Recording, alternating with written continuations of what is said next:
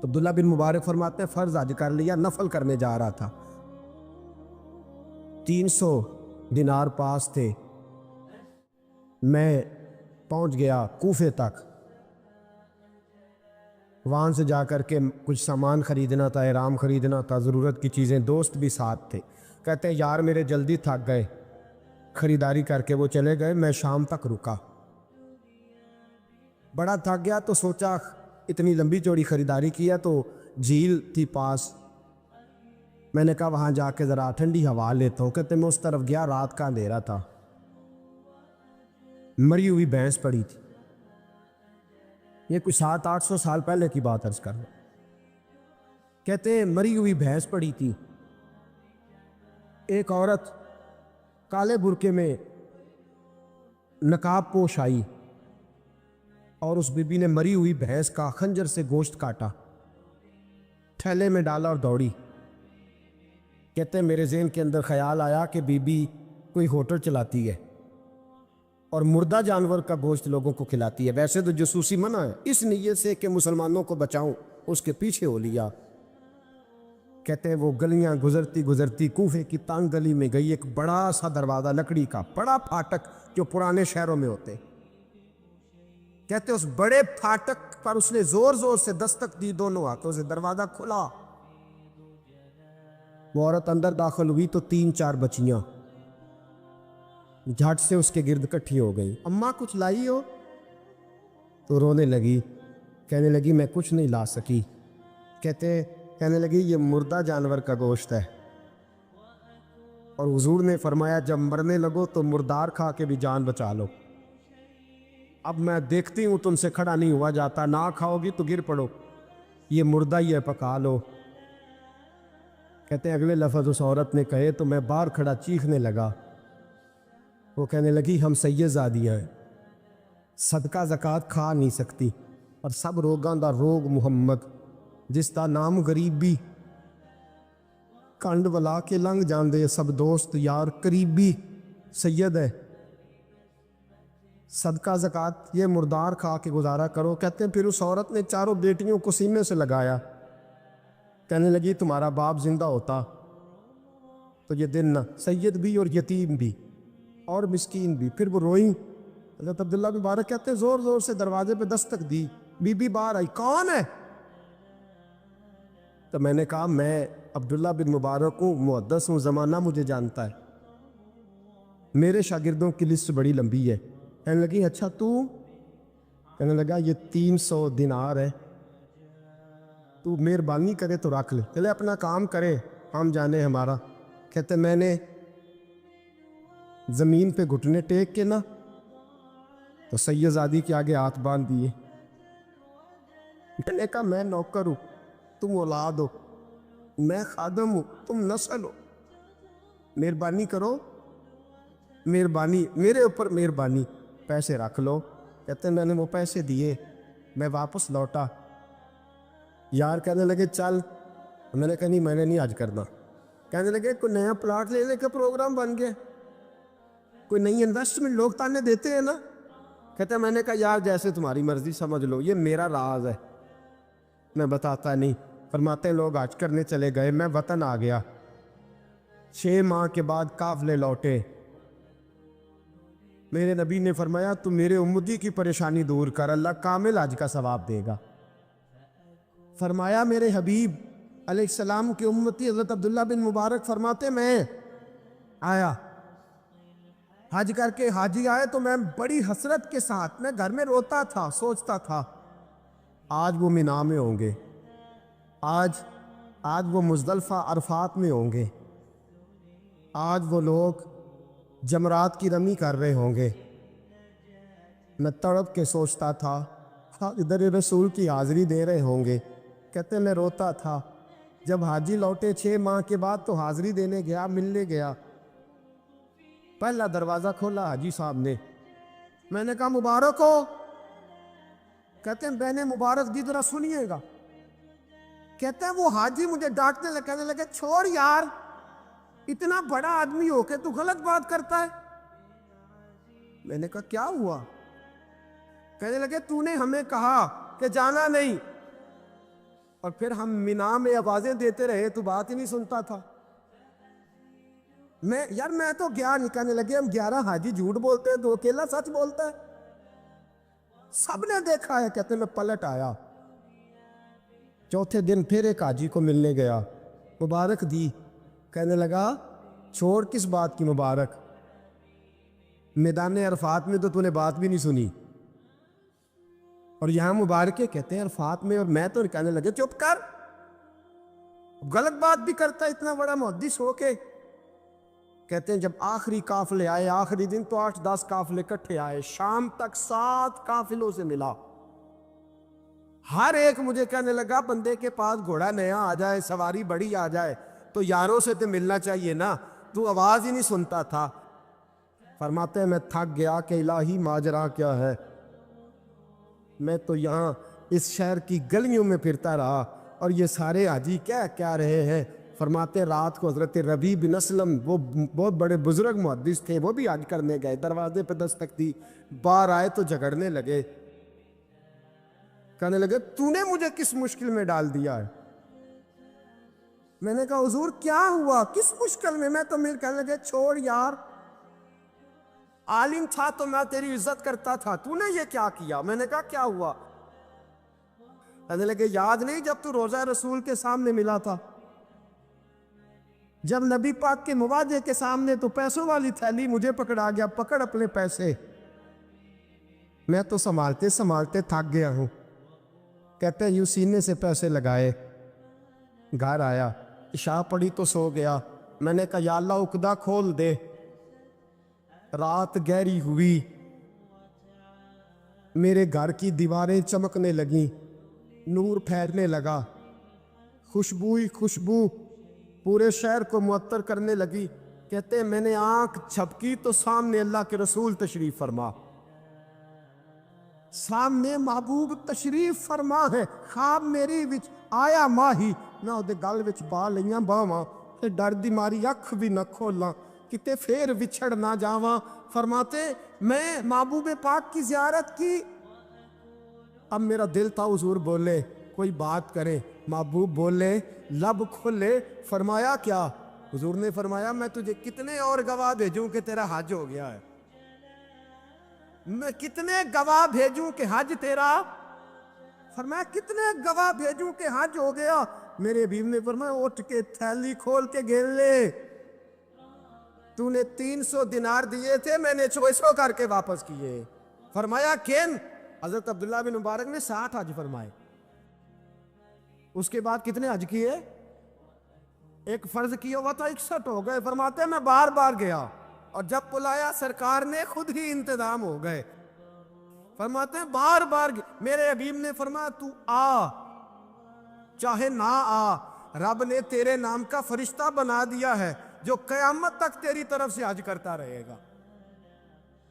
قیامت تک تیری طرف سے مینا, مزدلفہ, عرفات, جبل رحمت پہ آتا رہے گا, میری بارگاہ میں درود پڑھتا رہے گا, حج فرشتہ کرے گا, ثواب اللہ تیرے نام اعمال میں لکھے گا. میرے دوستو, میرے نبی نے فرمایا میرے امتی کی ایک پریشانی دور کر, اللہ قبول حج کا ثواب عطا فرمائے گا. غریبوں کا حج ہے کہ نہیں, بولے. اشراق چاشت پڑھ, حج ہے. 2 لوگوں کی صلح کرا, حج ہے. علماء کی نوکری کر, ایک دفعہ 70 حج تجھے ملیں گے. اور میرے رسول پاک صلی اللہ علیہ وسلم نے فرمایا سوکھا حج ہے, سامنے ابا جی ہے, سامنے اماں جی ہے, بار بار پیار سے دیکھ, بار بار حج کر, بار بار پیار سے دیکھ, اور کسی غریب کی مدد کر دے, سڑک پار کرا دے, میڈیکل سٹور سے دوائی لا دے, کسی کی نوکری کر دے. بچہ گھر میں نہیں, ابا جی بیمار ہو گئے, جا بھاگ کے تو چچا کو چھوڑا ڈاکٹر تک, تو نیکی کر, اللہ تجھے پورے حج کا ثواب عطا فرمائے گا. حج بڑے ہیں, کرنے کی تیاری کرو. حج کا بڑا موقع ہمیں میسر آتا ہے, بس پروگرام بناؤ. صحیح مسلم کی حدیث, کتاب کا نام کیا ہے, اور بڑی مضبوط حدیث. میرے نبی پاک صلی اللہ علیہ وسلم فرماتے ہیں کچھ لوگوں کو اللہ قیامت میں کھڑا کرے گا, اور کھڑا کر کے فرمائے گا چلو جنت میں جاؤ. عرض کرے گی مولا ہم تو پاپی گناہگار, پتہ سارا سردار نو کیتیاں دا, ہم تو بڑے گناہگار، کس وجہ سے جنت؟ فرمایا تمہارے حج کی برکت سے، تم نے حج کیا تھا نا، اس برکت سے جنت۔ تو بندے عرض کریں کہ مولا ہم تو ماڑے تھے، غریب تھے، گئے ہی نہیں، حج کیا ہی نہیں، تو حج کی وجہ سے معاف کر رہا ہے؟ تو رب کریم فرمائے گا جب حاجی جاتے تھے دل تڑپتا تھا نا، جب حاجی جاتے تھے آنکھیں برستی تھی، جب حاجیوں کے قافلے نکلتے تھے اس وقت تمہارے دل میں خواہش پیدا ہوتی تھی، فرمایا تم تڑپا کرتے تھے، میں نے تڑپ پر ہی تمہیں حج کا ثواب دیا، اور خالی ثواب نہیں دیا، اس حج کی برکت سے آج جنت بھی عطا فرما رہا ہوں۔ ایسے بھی لوگ دیکھیں ہیں، مسجد نبوی ہے، رسول اللہ کا شہر ہے، سر سجدے میں ہے، روح پرواز کر گئی کہ مسجد نبوی میں سر سجدے میں رکھا ہے، اور اللہ تبارک و تعالیٰ نے محبوب کے قدموں میں موت عطا فرمائی۔ رب کریم نے ساری مخلوق میں بڑا حسن پیدا کیا ہے، لیکن میرے محبوب کا حسن وہ ہے جس کی پیدا کرنے والا بھی تعریف فرماتا ہے، جو اس کی شان کے لائق ہے۔ وَالضُّحَىٰ وَاللَّيْلِ إِذَا سَجَىٰ، اللہ قسم اٹھاتا ہے۔ اور نبی پاک علیہ الصلوۃ والسلام نے نا خوبصورتی کو ایک نئی معنویت بھی دی ہے، ایک نئی معنویت، ایک نیا ذوق حضور نے۔ ہمارے ہاں خوبصورتی مہنگا کپڑا پہننے کا نام تھا، ہمارے ہاں خوبصورتی مہنگے جوتے پہننے کا نام ہے، ہمارے ہاں خوبصورتی مہنگے ترین گھر کو دیکھ کر لوگ کہتے کیا سجایا ہے، کیا سنوارا ہے، کیا ٹائلیں ہیں، کیا رنگ کرایا ہے، کہاں سے قالین خریدا ہے۔ لوگوں نے خوبصورتی دنیا کی ان مہنگی ترین چیزوں کا نام رکھا ہے، حضور نے خوبصورتی کی تعریف ہی بدل دی۔ محبوب نے سادے کپڑوں کو خوبصورتی بنایا، حضور نے ظاہری طور پر کچے گھر کو خوبصورتی بنایا۔ رسول پاک صلی اللہ تعالی علیہ وسلم کے کپڑوں کو پیوند لگے ہوتے تھے، حضور سادہ لباس پہنتے تھے، نبی کریم زمین پر آرام فرما ہوتے تھے، پر جدھر جدھر سے گزر جاتے تھے نہ گلیاں خوشبو سے مہک جایا کرتی، انوار و تجلیات کی بارش ہوتی تھی، جو دیکھتا تھا نا، میں کیا مثال دوں، کیا بات سمجھانے کے لیے مثال دینی پڑتی ہے نا، کوئی مثال دینی پڑتی ہے نا، کسی کا تذکرہ کرنا پڑتا ہے۔ حضور کا حسن سمجھانے کے لیے کس کی مثال دیں، کہاں سے وہ ڈھونڈ کے لائیں جس کو پہلے بیان کر کے حضور کا حسن سمجھایا جا سکے، جس جیسا رب نے پیدا ہی کوئی نہیں کیا۔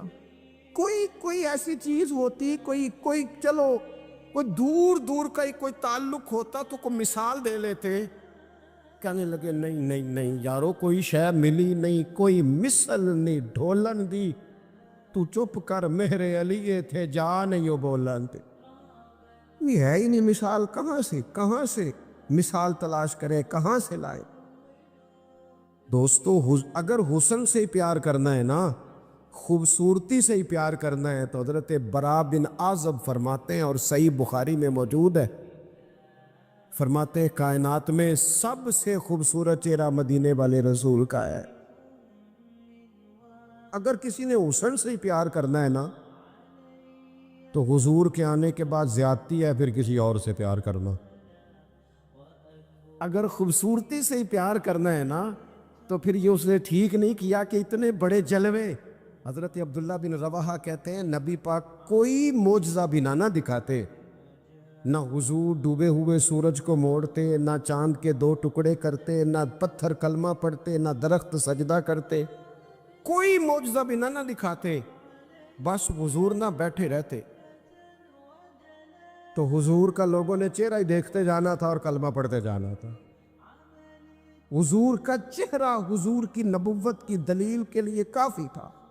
کائنات میں بڑی تعریفیں کی گئیں، بڑا کچھ کہا گیا، لیکن میں کہہ رہا ہوں لوگوں نے نا خوبصورتیاں خرید کی ہیں۔ حضور نے تو خوبصورتی کا رنگ ہی بدل دیا ہے، عنوان ہی بدل دیا ہے، حضور نے ایک نئی طرح دی ہے، ایک نیا ذوق دیا ہے۔ یعنی محبوب کریم صلی اللہ تعالیٰ علیہ وسلم کو پسینہ آتا ہے۔ حضرت انس بن مالک رضی اللہ تعالیٰ عنہ فرماتے ہیں کہ دیکھیں نا، پسینہ بہت سارے لوگوں کو بھاتا نہیں، یعنی پسینہ بعض اوقات کوئی کسی کے پسینے سے تکلیف میں نہ بھی ہو تو لوگ کہتے ہیں یار مجھے پسینہ آ گیا ہے، میں ذرا کپڑے بدل لوں۔ حضرت انس بن مالک کہتے ہیں نبی کریم علیہ السلام کبھی کبھی نا ہمارے گھر میں آرام کرتے تھے، میری اماں چمڑے کا بستر بچھاتی تھی۔ میں نے کہا حضور نے نا خوبصورتی کا عنوان بدل دیا ہے، لوگ جسے خوبصورتی سمجھتے تھے حضور نے اس عنوان کو بدل کے رکھ دیا، وہ بالکل معنویت جاذبیت الگ تبدیل کر دی۔ کبھی پسینے سے بھی لوگوں نے فیض لیا ہے، لیکن یہاں رنگ بدل دیا نا، عنوان بدل دیا نا، نبی کریم تبدیل کر دیے نا سارے احوال دنیا کے۔ کہتے ہمارے گھر میں حضور کبھی کبھی آرام کرتے تھے، میری والدہ جس دن پتہ ہوتا حضور یہاں آرام فرما ہوں گے چمڑے کا بستر بچھاتی۔ اب چمڑے کا بستر حضور کے لیے، فرماتے چمڑے کا بستر بچھتا، جب حضور آرام فرما ہوتے تو پسینہ بھی آتا، اور وہ پسینہ کبھی کبھی یہاں چمکتا۔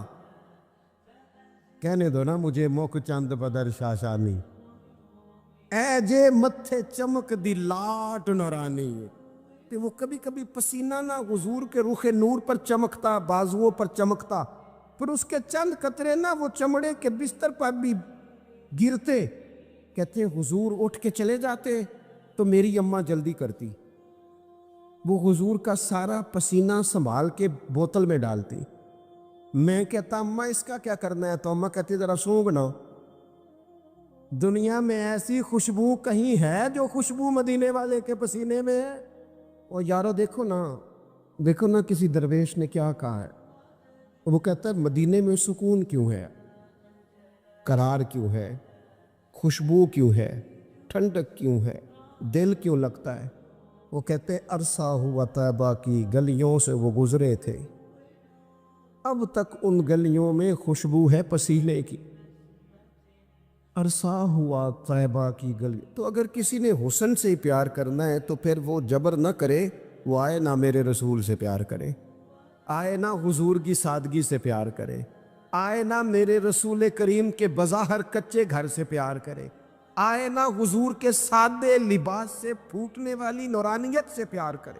اگر حسن سے ہی پیار کرنا ہے تو صحابہ کہتے ہیں ہم نے دیکھا ہے چاند چمکتا، حضور کے مقابل چمکتا دیکھا ہے، لیکن حضرت جابر بن سمرہ کہتے ہیں مجھ سے قسم لے لو، جب حضور کے چہرہ نور سے کپڑا ہٹتا تھا چاند منہ چھپاتا پھرتا تھا۔ ہم نے دیکھا ہے چاند کی روشنی مان پڑتی تھی چاند کی روشنی۔ عرب کے چاند جب وہ کسی نے نا کہا ہے قیامت کے نقشے سارے بدل جانے ہیں، تو کہا کیسے بدلیں گے؟ حضور کی دعا سے، نبی پاک کی سفارش سے، یا سارے انبیاء مل کے عرضیاں پیش کریں گے؟ تو نہیں، اس نے کہا بس حضور نے جب آ جانا ہے نا، جب وہ بس نا ایک بکل مار کے نا، ویسے بھی سونا پیس بٹامنے جاندہ ہے، جب آ جانا ہے نا انہوں نے، تو آنے سے ہی نا چہرہ ہی دیکھ کے وہ تبدیلی آ جائے گی ماحول میں۔ کچھ لوگوں کے آنے سے ہی تبدیلی۔ مجھے ایک دوست مدینے میں کہنے لگے بڑی باتیں سوچ کے آیا تھا، بڑا کچھ ذہن میں تھا، یہاں آ کے ہوا کیا ہے؟ میں نے کہا اتنے نہیں بولیا جاندہ، نالے اتنے نا دو باتیں ہیں، ایک تے بولیا جاندہ نہیں تے دوجی گل ہے بولن دی لوڑ ہی نہیں رہندی۔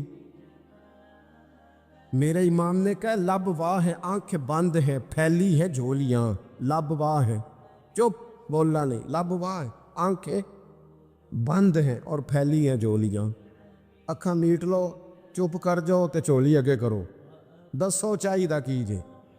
لب واہ ہے آنکھیں بند ہیں پھیلی ہے جھولیاں، کتنی مزے کی بھیک تیرے پاک در کی ہے۔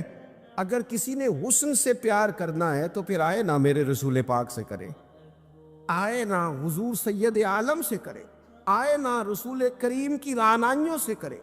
کچھ لوگوں کو نا اس بندے سے پیار ہوتا ہے جس کے پاس علم و حکمت بڑی ہوتی، کہتے ہیں یار بندہ دانا ہے، بڑا خوبصورت شاعر ہے، بڑا اچھا ادیب ہے، بڑا اچھا خطیب ہے، بڑا اچھا بولتا ہے، بڑا فصیح و بلیغ ہے، بڑی اعلیٰ بات کرنے والا ہے، بڑا باکمال ہے، اور دنیا کے بڑے بڑے اسکالروں کو پڑھنے والوں اور کائنات کے بڑے بڑے ادیبوں کے جملے رٹنے والوں اور بڑے بڑے شعر و ادب کی دنیا میں جینے والوں اور بڑے بڑے فصیح و بلیغ گھنٹوں تک ایک عنوان پر بولنے والے لوگوں کی باتیں سننے والوں، آپ کو اگر علم و حکمت سے پیار کرنا ہے تو اس کے ساتھ پیار کرو جنہوں نے دنیا میں آ کے کسی سے پڑھا نہیں پر ساری کائنات کو پڑھا دیا ہے۔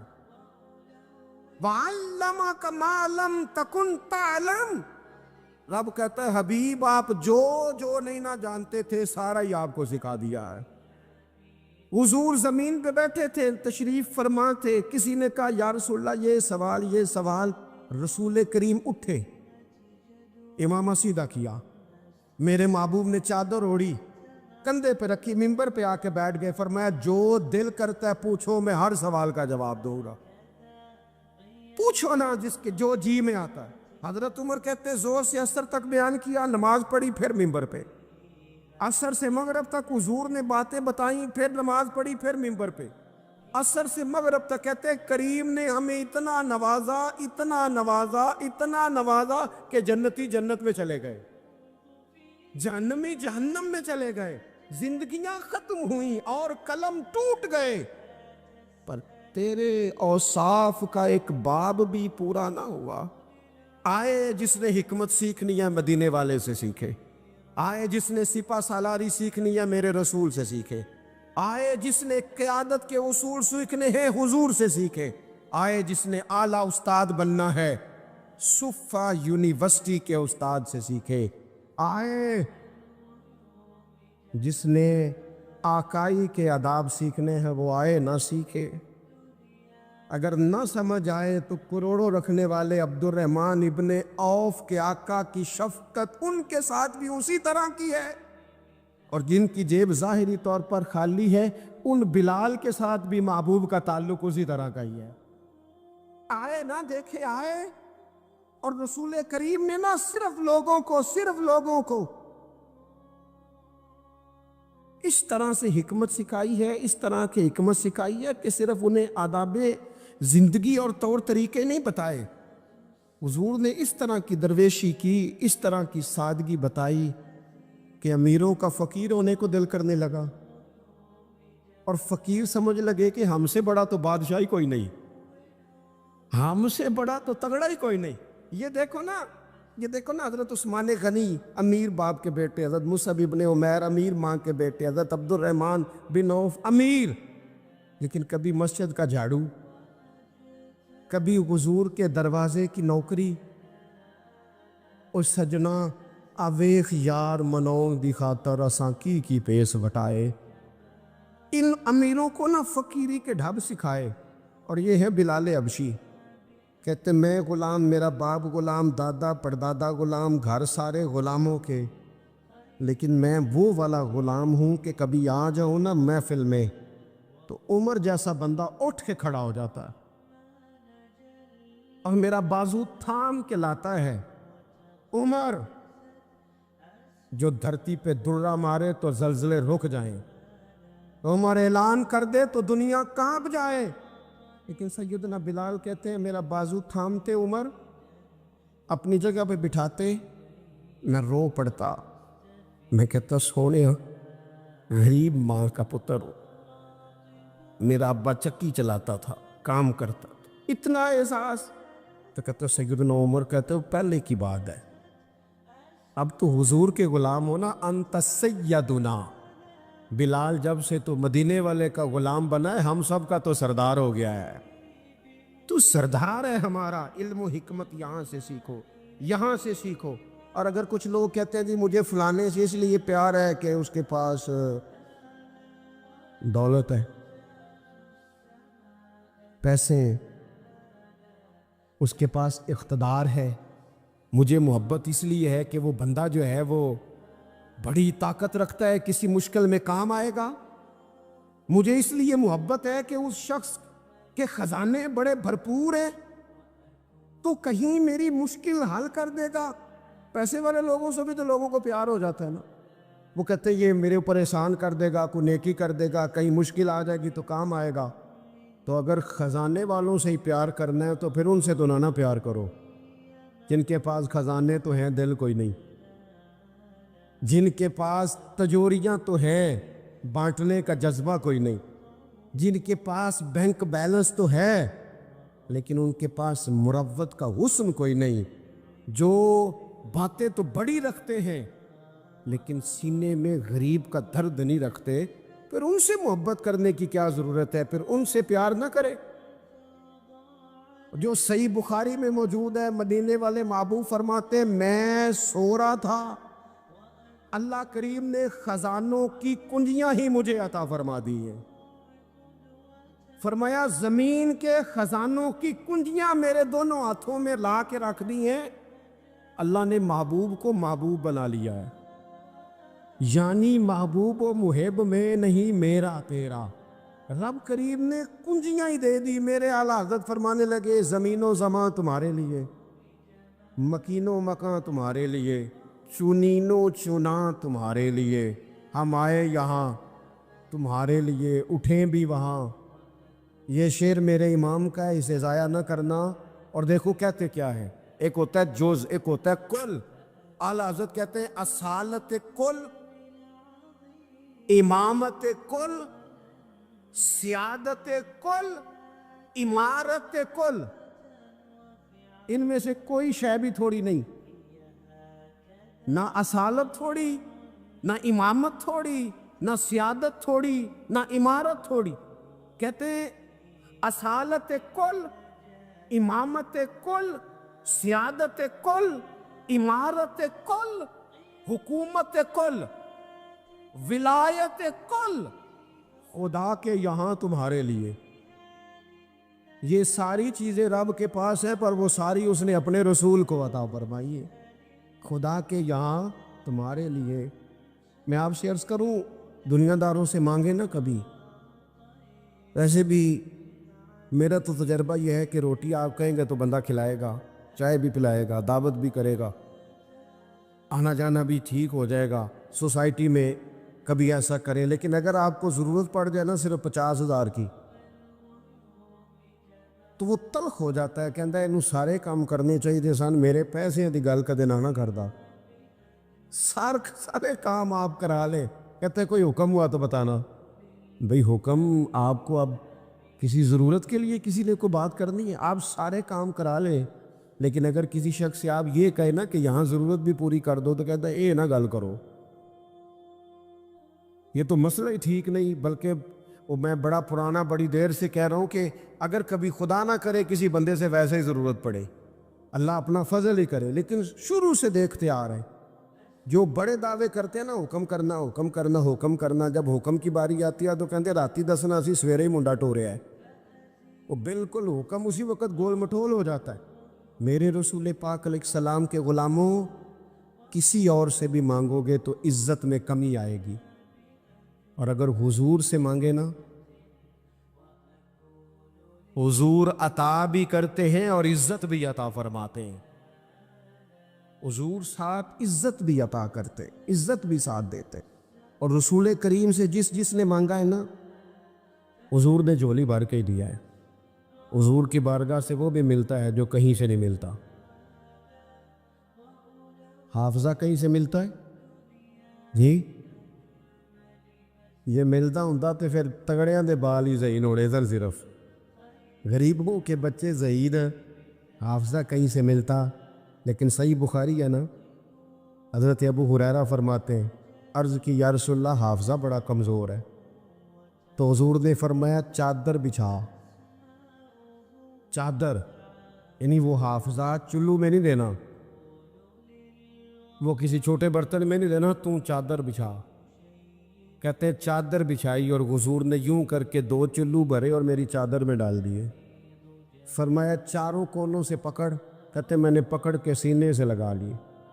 دیکھیں ہر زبان کا اپنا حسن ہے، پنجابی ہماری اپنی زبان ہے، اس کا بھی اپنا حسن ہے، اس کی بھی اپنی خوبصورتی ہے۔ یہ جملہ اردو میں نہیں کہا جا سکتا، صرف پنجابی میں کہا جا سکتا ہے کہ نبی پاک تے حافظہ بھی پنڈاں دے حساب نال بنڈے نو۔ یہ میں اردو میں نہیں کہہ سکتا، میری مجبوری ہے۔ حضور حافظہ بھی اردو میں کہوں گا تو کہوں گا نبی پاک نے گٹھڑی باندھ کے، تو گٹھڑی نال مزہ تو نہیں نہ ہونا۔ اے جڑی پنڈ ہے نا، میں ایک دفعہ کراچی میں گفتگو کر رہا تھا تو میں کیا حضور حافظہ پنڈاں دے حساب نہ دیندے نے۔ میرے ساتھ جو ایک صاحب جو کہنے لگے سمجھ نہیں آئی، میں کہا تینوں نہیں بھی آئی تو مینوں تے مزہ آیا نا۔ وہ دیکھیں نا، کوئی ضروری تو نہیں ہے نا سب کو سمجھ بھی آئے، بہت ساروں کو سمجھ نہیں آتی، پر یہ جملہ نا یہاں صرف پنجابی میں فٹ ہوتا ہے کہ حضور تے حافظہ بھی جڑی شے کدھروں نہیں لبدی، وہ نبی پاک پنڈاں دے حساب نہ دیندے جے، کیڑی کدھروں نہیں لبدی، تو پھر ان سے پیار کرنا چاہیے نا، کہ جو کہیں سے نہ ملے وہ دروازہ مصطفیٰ سے ملے۔